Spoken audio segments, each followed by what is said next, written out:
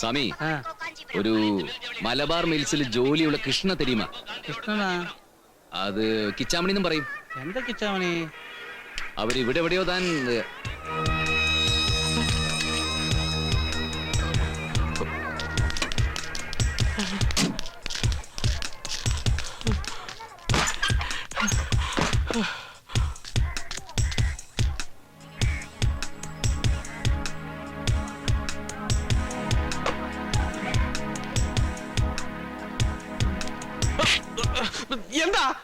എന്നാ ഡിഷാന്റിന 36 ചാനൽ. നീ എന്താടാ ഇവിടെ? ഡിഷാന്റിനാവാ? എന്ത് ഡിഷാന്റിനാ? ഡിഷ് ഡിഷ് ഇത്ര പെട്ടെന്ന് മറന്നുപോയോ?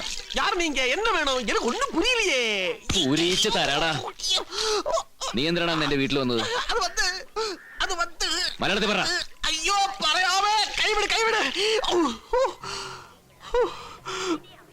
കിച്ചാമണി, കിച്ചാമണി, കഥ ഞാനാ രാജു.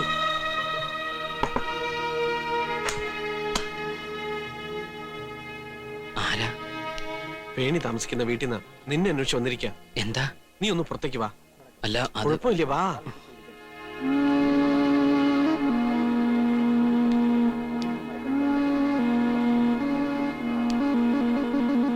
കൃഷ്ണൻ, കിച്ചാമണി അല്ലേ? ഞാൻ മഹേന്ദ്രൻ. വേണി ഇപ്പൊ എന്റെ വീട്ടിലാ ഉള്ളത്. അറിയാം. അന്ന് ഞാൻ പറഞ്ഞിട്ടാ രാജു നിങ്ങളുടെ വീട്ടിൽ വന്നത്, വേണിയുടെ വിവരങ്ങൾ അറിയാൻ. നിങ്ങൾ സംസാരിക്ക, ഞാൻ പുറത്തുണ്ടാവും. അയാൾ എന്തിനാ കള്ളം പറഞ്ഞെന്ന് എന്റെ വീട്ടിൽ വന്നത്? നിങ്ങൾക്ക് നേരിട്ട് വരാറേ.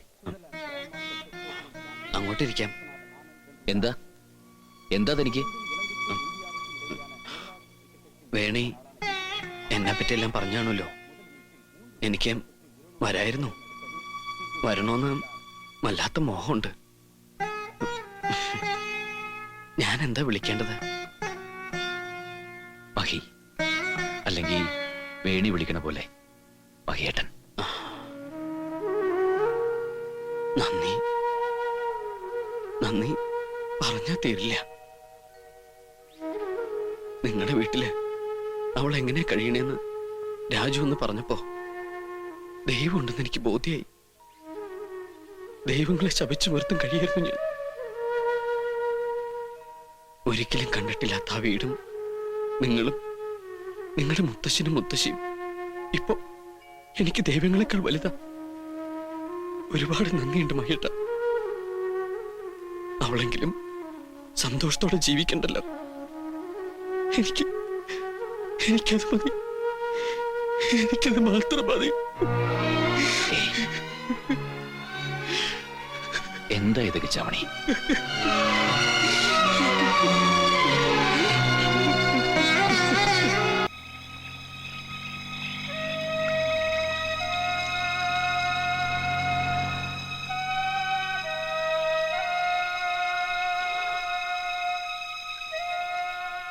എന്താ എനിക്ക് സംഭവിച്ചെന്ന് എനിക്ക് എന്നെ അറിഞ്ഞൂടാ.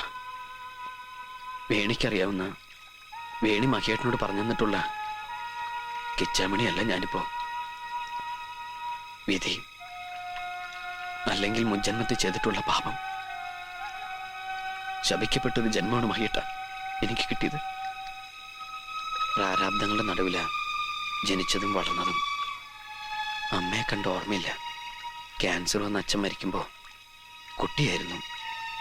അമ്മയുടെ സ്ഥാനത്തുണ്ടായിരുന്ന മൂത്ത ചേച്ചിയും അളിയനും ഞാനൊരു ഭാരമാണെന്ന് പറയണ കേട്ടപ്പോ ഇറങ്ങി നടന്നു. അന്ന് വിളിച്ചുകൊണ്ടുപോയി അഭയം തന്നതും സ്നേഹം തന്നതും പിന്നെ വളർത്തിയതും പഠിപ്പിച്ചതും എല്ലാം വേണിയുടെ അപ്പൂപ്പന. തീർത്താ തീരാത്ത കടപ്പാടുണ്ട് ആ മനുഷ്യനോട്. വേണി ഞാനും ഇഷ്ടത്തിലാണെന്ന് അറിഞ്ഞപ്പോ ഞങ്ങളെ ചേർത്ത് പിടിച്ച് അനുഗ്രഹിച്ചു, നന്മ വരാൻ പ്രാർത്ഥിച്ചു. തഞ്ചാവൂരിലെ അമ്പലത്തിൽ കിടന്ന അപ്പൂപ്പൻ മരിച്ചത് പിറ്റേ ദിവസത്തെ പത്രത്തിൽ കണ്ടപ്പോഴറിഞ്ഞത്.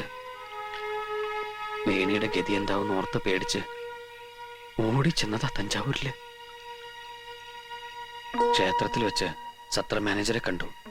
അയാൾ വിവരങ്ങളൊക്കെ പറഞ്ഞു. അപ്പൂപ്പൻ മരിക്കാനിടയായ സാഹചര്യവും നിങ്ങൾ വേണിയെ കൂട്ടിക്കൊണ്ടുപോയതൊക്കെ. உங்களை நான் நம்புறேன், அதனால தான் எல்லாத்தையும் சொல்லிட்டேன். கொஞ்சம் முன்னாடி சுப்பிரமணியம் வந்து அந்த பொண்ணை பத்தி கேட்டேன். நான் ஒன்றும் சொல்லல. ரொம்ப நேரம் சத்தம் போட்டான். எனக்கு தெரியாதுன்னு சொல்லி அனுப்பிட்டேன்.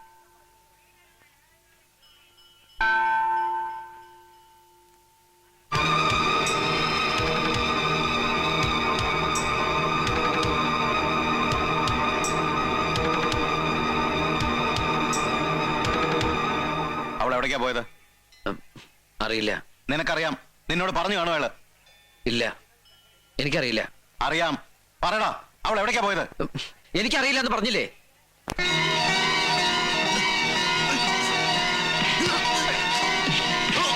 പറയില്ല. ഞാൻ പറയില്ല.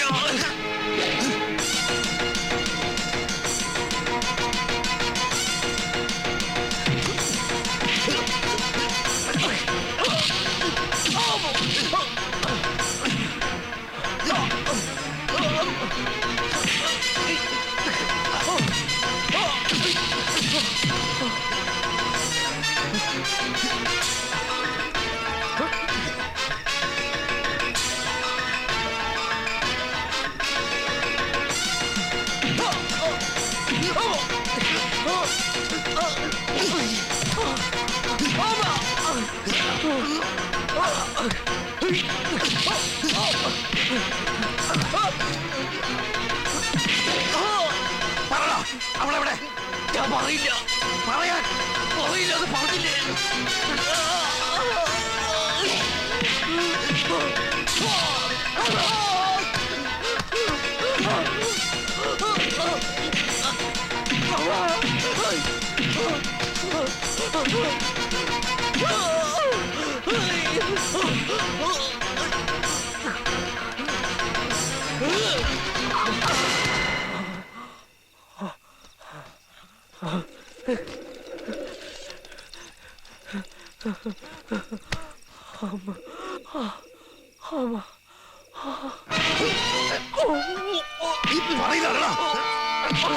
ഇല്ല, എന്നെ കൊന്നേ ഞാൻ പറയണ.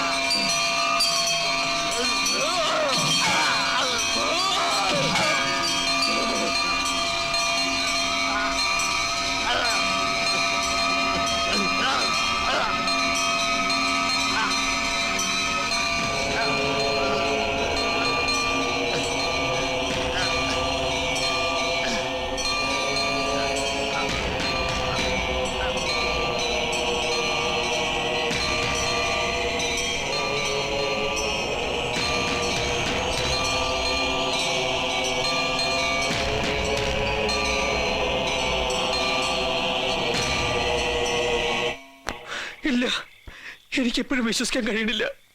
ഞാനൊരാളെ കൊല്ലേ, എന്റെ കൈ കൊണ്ട് ഒരാൾ മരിക്കേ. ഇല്ല മഹീട്ട, ഞാൻ കൊന്നിട്ടില്ല. അറിഞ്ഞോട്ട് ഞാൻ കൊന്നിട്ടില്ല. അവൻ മരിക്കേണ്ടവനാണ്. അവന്റെ ശല്യം അങ്ങനെ തീരാൻ ഈശ്വരനൊരു വഴി ഉണ്ടാക്കിയതെന്നൊക്കെ പറഞ്ഞ് രാജു ആശ്വസിപ്പിക്കുന്നുണ്ട്. എന്നാലും കൊലപാതകമല്ല ഉണ്ടാവൂ. ഒരു തെളിവുമില്ല, ആരും കണ്ടവരുമില്ല. ഒക്കെ ശരിയാ, എങ്കിലും സത്യം എന്തെങ്കിലും പുറത്തു വരാതിരിക്കോ? ഒന്നും വേണി അറിയരുതെന്ന് എനിക്കൊരു പ്രാർത്ഥനയുള്ളൂ. ഒരു ഉറുമ്പിനെ പോലും നോച്ചിട്ടില്ലാത്ത ഒരു പാവം ബ്രാഹ്മണൻ വളർത്തിയ കുട്ടിയത്. അതിനൊന്നും താങ്ങാൻ കഴിയില്ല. അതുകൊണ്ടാ ഒന്നും വന്ന് കാണാൻ പോലും ധൈര്യപ്പെടാണ്ട് ഞാനിവിടെ ഇങ്ങനെ കൂടിയിരിക്കുന്നത്. ഒരു കാര്യത്തില് എനിക്ക് ആശ്വാസമുണ്ട്. അവളിപ്പോ നിങ്ങളുടെ കൂടെയാണല്ലോ. ഇനി എനിക്കെന്ത് സംഭവിച്ചാലും അവൾ അനാഥയാവില്ലല്ലോ. പക്ഷെ പക്ഷെ മഹേട്ട, വേണി ഒന്നും അറിയരുത്, ഒരിക്കലും. എന്നെ കണ്ടില്ലെന്ന് പറഞ്ഞേക്ക്, അല്ലെങ്കിൽ എന്തെങ്കിലും ജോലിയായി ഞാൻ എങ്ങോട്ടേലും പോയിന്ന് പറഞ്ഞേക്ക്.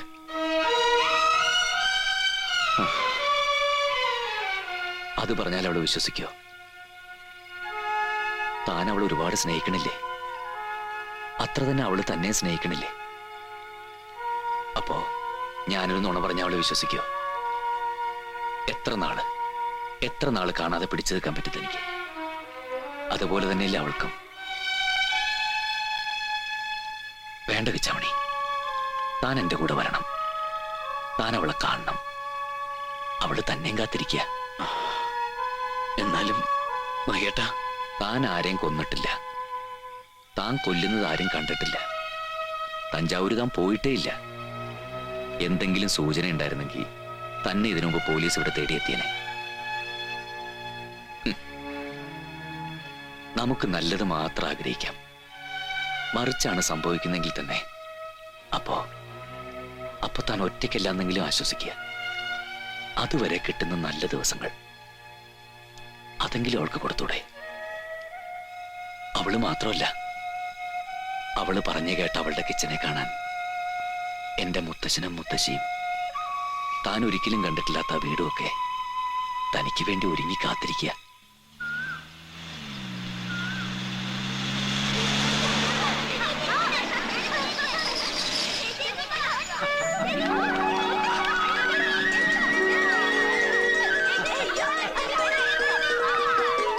അവളിപ്പോ ഒരുപാട് സന്തോഷത്തില.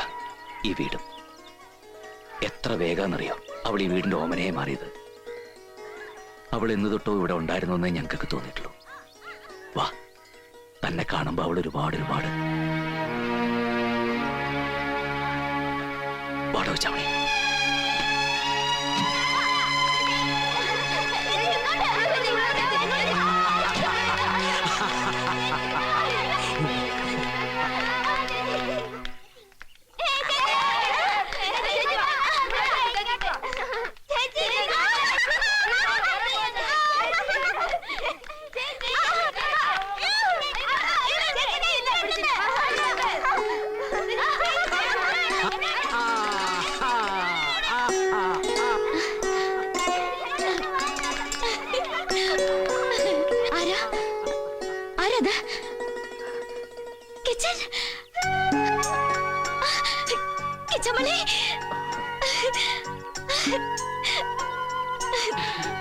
സന്തോഷായില്ലേ കിച്ചാമനയുടെ വേണിമണിക്ക്? മഹി പോയപ്പോ തൊട്ട് തുടങ്ങിയതാ കൃഷ്ണപുരാണം. വേണിക്ക് വൈകുണ്ഠത്തിൽ സീറ്റ് ഷുവറാ. അത്രയ്ക്ക് ഉരുട്ടിരിക്കണു കൃഷ്ണനാമം. ഓഹോ അങ്ങനെയാണല്ലേ? ഓഹോ ഇങ്ങനെയാണല്ലേ? വേണി ചേച്ചിന്റെ ദിൽ തോ പാഗൽ ഹേ. വേണി ചേച്ചി എൽക്കെ കൊള്ളാട്ടോ. എൽക്കയോ? അതെന്താടാ? ലവർ കൃഷ്ണൻ. വേണിയെ പോലെ കിച്ചനും ഇനി ഈ വീട് സ്വന്തം പോലെ കരുതാം. ഞങ്ങൾക്കത് സന്തോഷാണ്. വിഷ്ണുവിന്റെ അമ്പലത്തിൽ നേരിച്ച പാൽപ്പായസ ഇത് വേണിയുടെ ആൾക്കുള്ളതാ. ബാക്കി എല്ലാരും കാപ്പി എടുത്തോളൂ. മധുരം കൊടുത്തു സ്വീകരിച്ചെന്നായി. വേണിയുടെ ആളോട് അവൾക്ക് എന്താ ഒരു സ്നേഹം. കഴിക്ക് കിച്ച, വയറ് നിറച്ച് കഴിക്ക്. ഏയ്, ഇവൻ വരാനുള്ളൊരു നേർച്ചയായിരുന്നു ഈ പാൽപ്പായസം. ഓ അവിടുന്ന് അപ്പോഴേ കൃഷ്ണ, ജോലി എങ്ങനെ? ശമ്പളമൊക്കെ ആവശ്യത്തിനുണ്ടോ? കഴിഞ്ഞുകൂടാനുള്ളൊക്കെ കിട്ടും. പേരിനൊരു ജോലി അത്ര ഉള്ളൂ മുത്തശ്ശ. ഞാൻ പറഞ്ഞ കിച്ചനോട് നമുക്ക് ഇവിടെ അടുത്തെങ്ങാനും കുറച്ചും കൂടി ബെറ്റർ ആയിട്ടുള്ള ട്രൈ ചെയ്യാന്ന്. കല്യാണം കഴിഞ്ഞാൽ രണ്ടുപേർക്കും കഴിഞ്ഞുകൂടാനുള്ള വകയെ കിട്ടണ്ടേ? അതിനിപ്പോ ജോലി ഇല്ലെങ്കിലും വിരോധമില്ല. എന്നെ കൃഷിയിൽ സഹായിച്ച് ഇവിടെ അങ്ങോട്ട് കൂടാം. അല്ല, ഞാനത് ഒരുപാട് വിഷമങ്ങളൊക്കെ ഉണ്ടായിട്ടുണ്ടെങ്കിലും ഇപ്പൊ നമുക്ക് ഭാഗ്യമുണ്ട്, ഇല്ലേ കിച്ച? അതെ, ഭാഗ്യമുണ്ട്. ഈ വീട്ടുകാര് തഞ്ചാവൂരിൽ വന്നിട്ടില്ലായിരുന്നെങ്കിൽ, എന്നെ കണ്ടിട്ടില്ലായിരുന്നെങ്കിൽ, അപ്പൂപ്പ മരിച്ചപ്പോ ഞാൻ എന്ത് ചെയ്തേനെ? കിച്ചൻ കണ്ടില്ലേ എത്ര സ്നേഹം അവർക്കൊക്കെ നമ്മളോട്. അതും ഭാഗ്യം അല്ലേ? ഓ ആ ദുഷ്ടൻ സുബ്രഹ്മണ്യം. ഞാൻ അയച്ച എഴുത്ത് കിച്ചന് കിട്ടിയില്ലല്ലോ. അതിൽ എഴുതിയിട്ടുണ്ടായിരുന്നു അവിടെ തഞ്ചാവൂരിൽ അവൻ വന്നതും കുഴപ്പമുണ്ടാക്കാൻ നോക്കിയതും. പാവ അപ്പൂപ്പൻ. മഹേട്ടനുണ്ടായതുകൊണ്ട് ഓടിച്ചു അവനെ. ഇവിടെ വന്നിട്ടും ദുസ്വപ്നത്തിൽ ചിലപ്പോ വരും. ഒരു ദിവസം ശരിക്കും ഇവിടെ കയറി വരുമെന്ന് എനിക്ക് പേടിയുണ്ട് ഇപ്പോഴും. ഇല്ല, ഇനി അവൻ വരില്ല. കണ്ടിരുന്നു അടുത്തെങ്ങാനും? കിച്ചൻ പോയോ ശിവപുരത്ത് പിന്നീട്? ഇല്ല. പോവണ്ട, നമുക്കിനി വേണ്ട ആ നാട്. നിനക്കിവിടെ സ്ഥിരമായിട്ട് നിന്നൂടെ ഇനി? നിക്കാം, ആർക്കും അലോഹ്യം ഉണ്ടാവില്ല. കിച്ചനെയും വിടുമെന്ന് തോന്നണില്ല ഇവിടെ ആരും. എനിക്ക് പോണം, പോവാതിരിക്കാൻ പറ്റില്ല. എത്ര കാലത്തിന് ശേഷം ഒന്ന് കാണുന്നത്. ഇനി പോയാൽ തന്നെ ഒരുപാട് ദിവസം ഒന്നും കാണാതിരിക്കാൻ എനിക്ക് കഴിയില്ല. അങ്ങനെ വേണ്ടി വന്നാൽ ഒരുപാട് കാലത്തേക്ക് എന്നെ കാണാൻ കഴിഞ്ഞിട്ടില്ലെങ്കിൽ എനിക്കൊരു നീണ്ട യാത്ര പോകാനുണ്ടെന്ന് നോക്കിയാ കാത്തിരിക്കാൻ പറ്റുമോ നിനക്ക്? ഇല്ല. എനിക്കൊരു ട്രാൻസ്ഫർ കിട്ടിയെന്ന് നോക്കിയേ, ഒത്തിരി ദൂരത്തേക്ക്. അപ്പോ ആ ജോലി വേണ്ടാന്ന് വെച്ചാ മതി. വേണേയും കുറെ കാലം എന്നെ കാണുന്നില്ലെന്ന് കരുതുക. അപ്പോ പതിയെ പതിയെ എന്നെ മറന്ന്. ദാ വെറുതെ ആവശ്യമില്ലാത്തൊന്നും പറയണ്ട കേട്ടോ. ഓ, എനിക്ക് വല്ല മാറ്റം വന്നിട്ടുണ്ടോന്ന് പരീക്ഷിക്കാ. വേണേയും അതല്ല, കേൾക്കുമ്പോ നിനക്ക് ഞാൻ ഞാൻ മതി മതി, മുത്തശ്ശി അനുവദിച്ച സമയം കഴിഞ്ഞു. ഇനി നമുക്ക് യോഗം പിരിച്ചുവിടാം. വേണി അപ്പുറത്ത് തിരക്കുണ്ട്. കല്യാണം കഴിയുന്നവരെ രണ്ടിനെയും സൂക്ഷിച്ചോളാനേ മുത്തശ്ശി എന്നെ ഏൽപ്പിച്ചിരിക്കണത്. ഓ,